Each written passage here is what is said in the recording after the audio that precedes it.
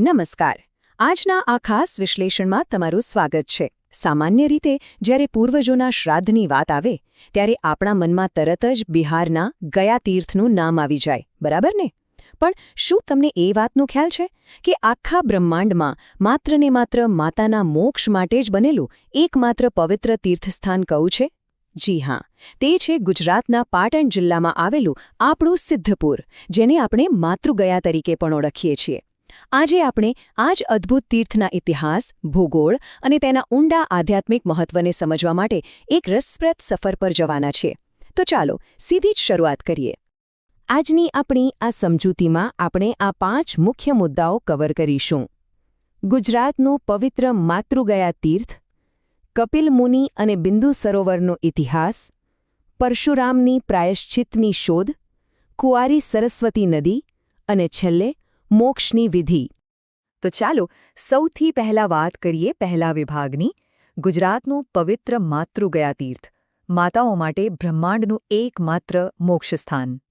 હવે જો આ મેં મહાન તીર્થો વચ્ચેનો તફાવત ખરેખર બહુ જ રસપ્રદ છે. એક તરફ બિહારનો પિતૃગયા છે. આ પિતૃગયા ફલ્ગુ નદીના કિનારે આવેલું છે અને તે ખાસ કરીને પિતા અને પૂર્વજોના મોક્ષ માટે જાણીતું છે.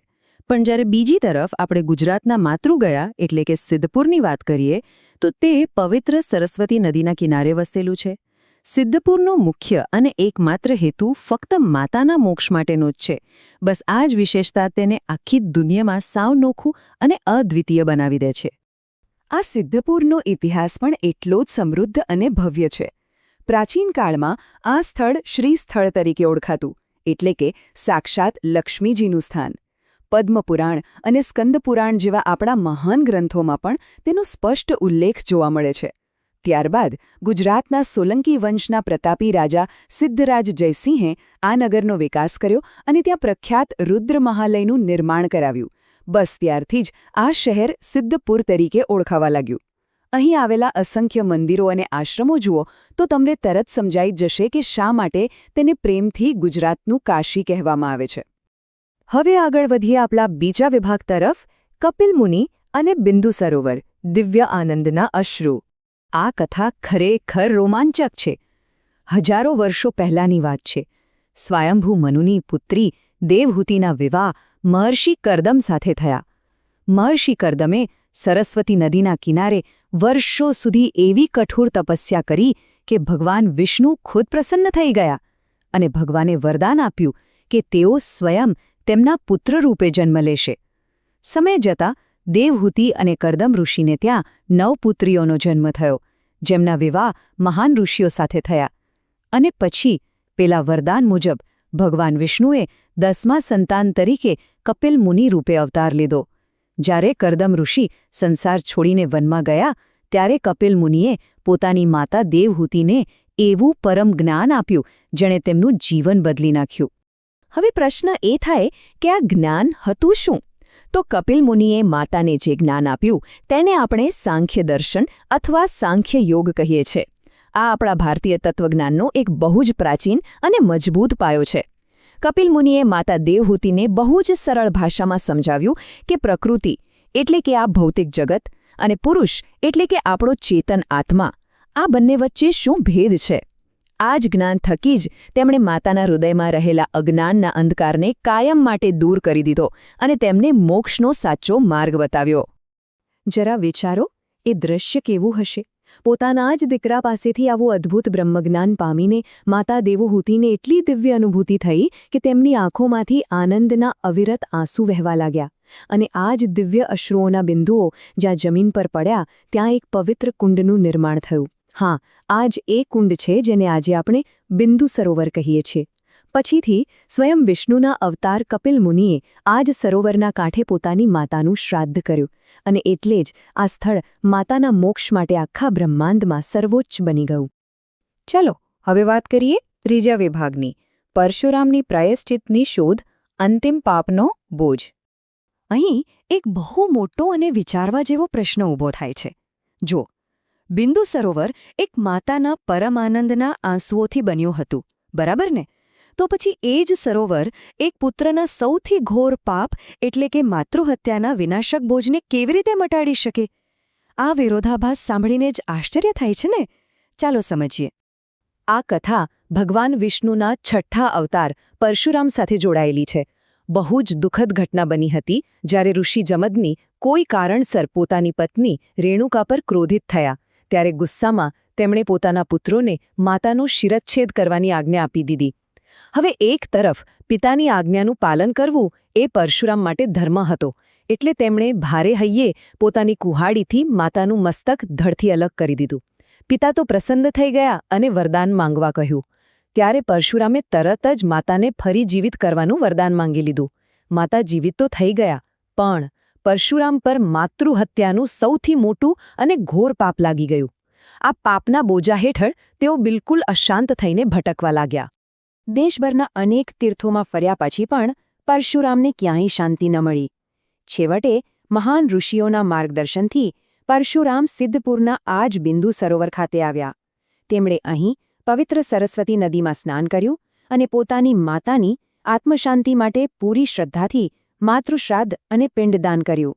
ખબર છે, આ ક્રિયા પૂરી થયા પછી જ તેમને માતૃહત્યાના એ ભયંકર પાપમાંથી કાયમી મુક્તિ મળી. આ જ એક જ ઘટનાએ બિંદુ સરોવરને હંમેશા માટે માતૃગયા ક્ષેત્ર તરીકે દુનિયામાં પ્રસ્થાપિત કરી દીધું.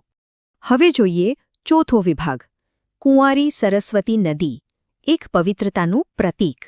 તો હવે વાત કરીએ સૌથી મહત્વના મુદ્દાની, અને તે છે સરસ્વતી નદી.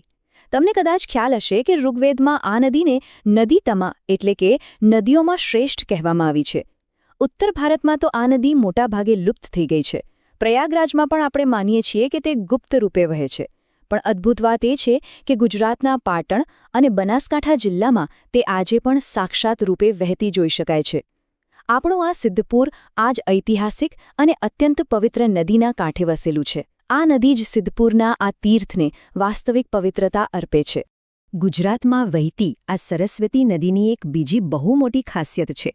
આ નદી કોઈ સાગર કે દરિયાને ક્યારે મળતી નથી, પણ કચ્છના નાના રણમાં જઈને સીધી જમીનમાં જ સમાઈ જાય છે. અને આ જ કારણ છે કે તેને કુમારિકા નદી અથવા તો કુમારી નદી કહેવાય છે. સમુદ્રને ન મળવાને કારણે તેનું જળ બિલકુલ અદૂષિત અને અત્યંત પવિત્ર માનવામાં આવે છે. અને જુઓ, માતાના શ્રાદ્ધ માટે આપણે આવી જ અખંડ અને અદૂષિત પવિત્રતાની જરૂર હોય છે. જો તમે ક્યારેય સિદ્ધપુરના આ આશ્રમ પરિસરની મુલાકાત લેશો ને, તો તમને આ બધી પૌરાણિક કથાઓ જીવંત ખતી દેખાશે. આખું વાતાવરણ જેવું છે. મધ્યમાં પથ્થરના પગથિયાવાળો મુખ્ય બિંદુ સરોવર કુંડ છે. તેની બરાબર ફરતે ભગવાન કપિલ મુનિનું શાંતિદાયક મંદિર, તેમના માતાપિતા દેવહૂતિ અને કરદમ ઋષિનું મંદિર, અને પરશુરામજીને જ્યાં પાપમુક્તિ મળી તે સ્મારકરૂપ પરશુરામ મંદિર આવેલું છે. શ્રાદ્ધવિધિ પત્યા પછી યાત્રિકો અહીં આવેલા પ્રાચીન મોક્ષ પીપળા પર જળ ચઢાવે છે. અને હા, છેલ્લે ગયા ગદાધર મંદિરના દર્શન કરીને જ આ પવિત્ર યાત્રા પૂર્ણ થાય છે. ચાલો હવે આપણા છેલ્લા અને 5મા વિભાગ તરફ આગળ વધીએ, મોક્ષની વિધિ, પૌરાણિક કથાને વાસ્તવિકતામાં ઉતારવી. બિંદુ સરોવરમાં થતી માતૃશ્રાદ્ધની વિધિ કોઈ સામાન્ય વિધિ નથી. તે ખૂબ જ શાસ્ત્રોક્ત અને ભાવનાત્મક છે. સૌથી પહેલાં તો અહીં ક્ષૌર કર્મ એટલે કે મુંડન કરવામાં આવે છે, જે માતાના આપણા પર રહેલા અનહદ ઋણના પ્રતીક રૂપે છે. પછી યાત્રાળુઓ પવિત્ર સરસ્વતી નદીમાં સ્નાન કરીને સંકલ્પ લે છે. એ પછી આવે છે મુખ્ય વિધિ, પિંડદાન, જેમાં જવ, તલ, ચોખા અને મધ મિક્સ કરીને પિંડ અર્પણ કરવામાં આવે છે. ત્યારબાદ માતાના આત્માની શાંતિ માટે તર્પણ એટલે કે જળ અર્પણ થાય છે. અને છેલ્લે બ્રાહ્મણોને ભોજન અને દાન આપીને આ સંપૂર્ણ વિધિ પૂર્ણ કરવામાં આવે છે. હવે તમને થતું હશે કે ભાઈ આટલી બધી જટિલ વિધિ કરવાની શું જરૂર? તો વાત એમ છે કે આપણી હિન્દુ પરંપરા સ્પષ્ટપણે માને છે કે દરેક વ્યક્તિના જીવનમાં મુખ્ય 3 ઋણ હોય છે: દેવઋણ, ઋષિઋણ અને પિતૃઋણ. આપણા સ્ત્રોતો બહુ જ ભારપૂર્વક કહે છે કે આ બધામાં માતા પિતાનું અને ખાસ કરીને માતાનું ઋણ ચૂકવવું સૌથી વધારે કઠિન છે. સિદ્ધપુરમાં થતી આ વિધિઓ એ માતાના અનંત ઋણમાંથી મુક્ત થવાનો અને તેમનો આભાર માનવાનો એક આધ્યાત્મિક પ્રયાસ માત્ર છે. સામાજિક અને સાંસ્કૃતિક દૃષ્ટિએ જોઈએ તો સિદ્ધપુરનું આ તીર્થ માત્ર એક પૌરાણિક કે ધાર્મિક સ્થાન નથી રહ્યું, પણ તે આપણા સૌ માટે એક જીવંત રિમાઇન્ડર છે. તે આજના આધુનિક સમાજને એક બહુ મોટો સંદેશ આપે છે કે આપણે જીવનમાં ગમે તેટલા આગળ વધી જઈએ, ગમે તેવી સફળતા કે ઊંચાઈઓ મેળવી લઈએ, પણ એક માતાનું જે મૂળભૂત બલિદાન અને તેનો પ્રેમ છે તેને ક્યારેય કોઈપણ કાળે ભૂલી ન શકાય. મૃત્યુ પછી પણ માતા પ્રત્યે આટલો આદર વ્યક્ત કરવો તે જ તો આપણી સંસ્કૃતિનો સાચો પાયો છે.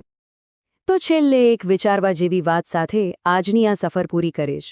માતા દેવહૂતિના દિવ્ય આનંદના આંસુ અને ભગવાન પરશુરામના અંતિમ અપરાધ ભાવનાના આંસુ, આ બંને તદ્દન અલગ ભાવનાઓ છે, છતાં બંને એક જ બિંદુ સરોવરના નિર્માણ સાથે જોડાયેલા છે. જો શુદ્ધ આનંદ અને અંતિમ અપરાધ ભાવ આ બંને ભાવનાઓ એક જ મોક્ષના જળમાં જ જઈને સમાઈ જતી હોય તો જરા વિચારો, તે એક માતાની ક્ષમા અને તેની કૃપાની અનહદ ઊંડાઈ વિશે આપણને કેટલું બધું કહી જાય છે. આ રસપ્રદ વિશ્લેષણમાં મારી સાથે જોડાવા બદલ તમારો ખૂબ ખૂબ આભાર.